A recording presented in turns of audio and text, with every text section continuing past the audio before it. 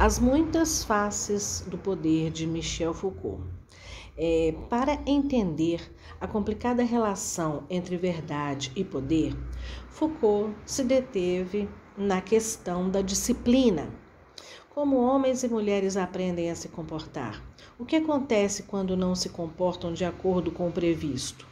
Em que tipo de justificativas se baseiam as regras de comportamento? Em que lugares os ensinamentos sobre o que é socialmente aceitável e não aceitável são transmitidos? Por quê e por quem eles são cobrados? As transformações trazidas pela Revolução Industrial e a Revolução Francesa possibilitaram o surgimento de novos hábitos e valores, novas estruturas de pensamento e práticas sociais. Nesse momento de profunda transformação, as instituições sociais do antigo regime cederam lugar a sistemas de organização inéditos, que criaram as condições de surgimento de novos saberes, novos dispositivos disciplinares. A influência progressiva desses novos saberes e a multiplicação desses dispositivos por toda a sociedade levaram à consolidação de um modelo peculiar de organização social, que são as sociedades disciplinares do século XIX e XX. A partir do século XVII e XVIII, houve o que Foucault chama de um desbloqueio tecnológico da produtividade do poder. Esse desbloqueio teria permitido o estabelecimento de procedimentos de controle ao mesmo tempo muito mais eficazes e menos dispendiosos. E isso ocorreu não apenas nas prisões, mas também em várias outras instituições, onde a vigilância dos indivíduos é constante e necessária, como, por exemplo, as escolas. Obviamente, mecanismos de disciplina e controle já existiam muito antes do surgimento dos saberes, como a economia ou a sociologia. Durante o antigo regime, havia critérios que permitiam identificar os indivíduos que eram capazes de se submeter às normas, que eram denominados os normais, e que os incapazes de respeitá-la deviam receber como castigo a exclusão da vida em sociedade. Nesse grupo, dos que eram afastados do convívio com os outros, encontravam-se aqueles considerados loucos, maus, doentes ou mesmo monstros, né? Qualquer um, portanto, que apresentasse desvios de conduta, quer por conta de sua demência, de sua índole, de sua moléstia ou aparência ou mesmo comportamento. Portanto, a partir do século XVIII que se iniciou um processo de organização e classificação científica dos indivíduos que veio a garantir uma nova forma de disciplina e controle da sociedade. Segundo o Foucault, o que é normal passou a ser parâmetro para toda a sociedade e ganhou uma dimensão política de controle. Hoje, mais do que nunca, vivemos em função dos padrões, índices e prescrições que interessam ao poder político, né? Aqui que começa o ponto importante do que ele vem falando. Acreditamos que a medicina, como ciência, tem o poder de cura, porque tem o poder de saber mais sobre o nosso corpo do que nós mesmos. Mas olha só, o que aconteceu na pandemia, né, nessa pandemia aí, foi o que essa pandemia ela tirou, né, o poder dos médicos e deu esse poder aos políticos e aos jornalistas, né?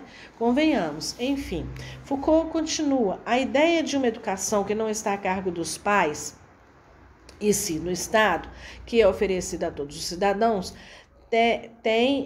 que tem um conteúdo comum e necessita do espaço da escola, é fruto das transformações de que fala o Foucault, né? Não por coincidência, a escola organizada de acordo com parâmetros pedagógicos é uma invenção do final do século XVIII e início do século XIX. Acreditamos que a escola tem o poder de ensinar porque tem o poder de saber quais são os comportamentos desejáveis quais são os conteúdos imprescindíveis e qual é a didática adequada. Daí a gente vê, né, porque que é tão importante para o poder político dominar o saber que é levado para a sociedade através da escola.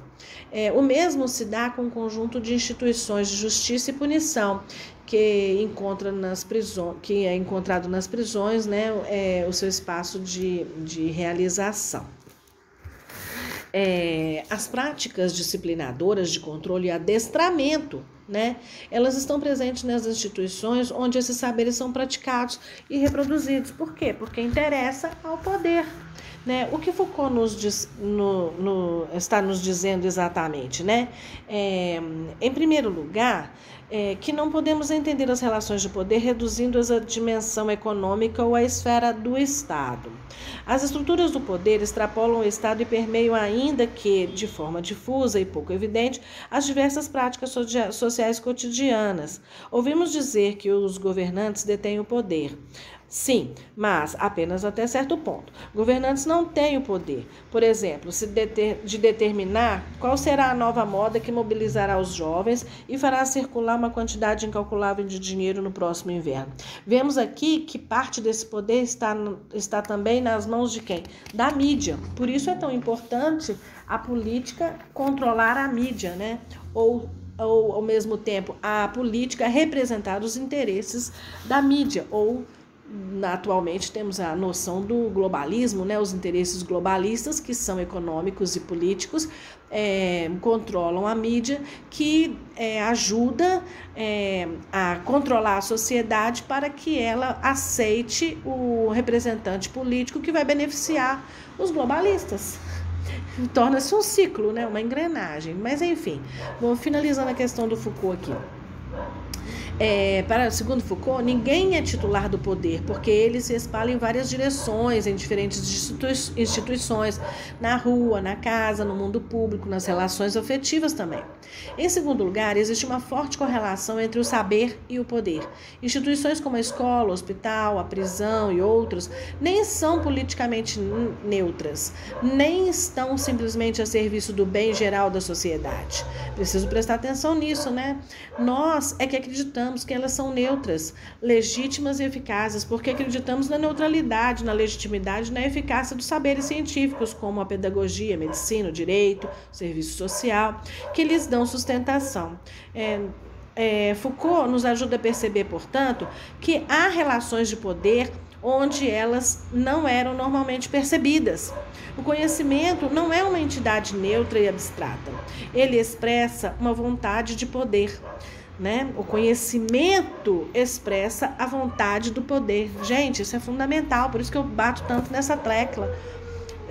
Se a ciência moderna se apresenta como um discurso objetivo, acima das crenças particulares e das preferências políticas, alheio aos preconceitos, na prática, ela ajuda a tornar o corpo social mais dócil. Né? Estou falando aqui do que? O que a gente viveu na pandemia. Mais uma vez, a ciência moderna, ela se subjugou, né, ao poder da mídia, né, e do interesse dos políticos, e acabou a sociedade dócil, né, aceitando. Então, ou seja, o que a ciência fez antes pela sociedade foi utilizado, fez de bem para a sociedade, foi utilizado por meio do poder, né, desse poder que a gente vê hoje, para fazer o mal para a sociedade.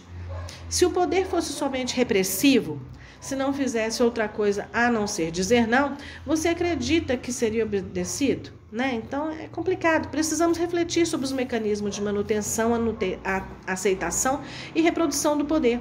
O poder não equivale à dominação, à soberania ou à lei. É um poder que se faz aceito porque está associado ao conceito de verdade. Somos submetidos pelo poder à produção da verdade e só podemos exercer o poder mediante a produção da verdade. Nós estamos acostumados a pensar a verdade como independente do poder, porque acreditamos que ela de nada depende, é única e absoluta. Assim sendo, temos dificuldade de aceitar a ideia que o verdadeiro é apenas aquilo que os próprios seres humanos definem como tal, né? E para Foucault é a crença nessa verdade que independe das decisões humanas, que nos autoriza a julgar, condenar, classificar, reprimir e coagir uns aos outros. Ou seja, nós somos manipulados, né? E nós precisamos refletir sobre até que ponto vamos deixar isso continuar.